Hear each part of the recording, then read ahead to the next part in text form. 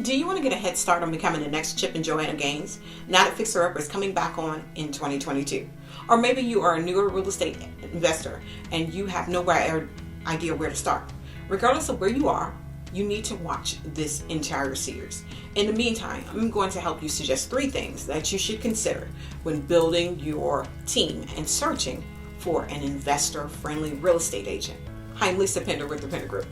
The tips I am about to share with you can be utilized even if you do not have your real estate license. Almost all the investors I work with do not.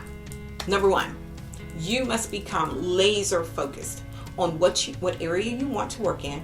You want to dial down to zip code rather than area code. Number 2, if you don't have access to MLS data, then you're going to want to use a site like Zillow or Realtor.com and look at the last 3 to 6 months of transactions in that zip code that you have chosen. What you will be looking for are cash transactions, properties that were distressed, and the sale of fully renovated homes.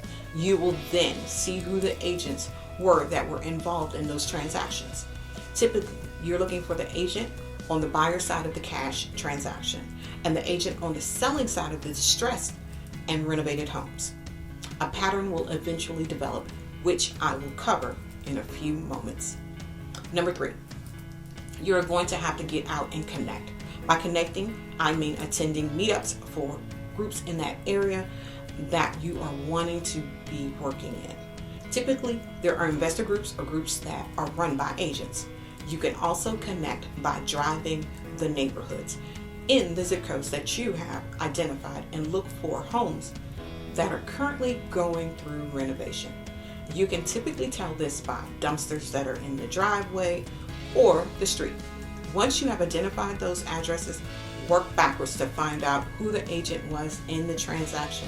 You see, our goal is to come up with a list of 5 to 10 solid agents that you can reach out to and interview. You should want someone that is a community market leader, like myself. Those are typically the agents that you are going to want to have on your team. There's no doubt that you have more questions.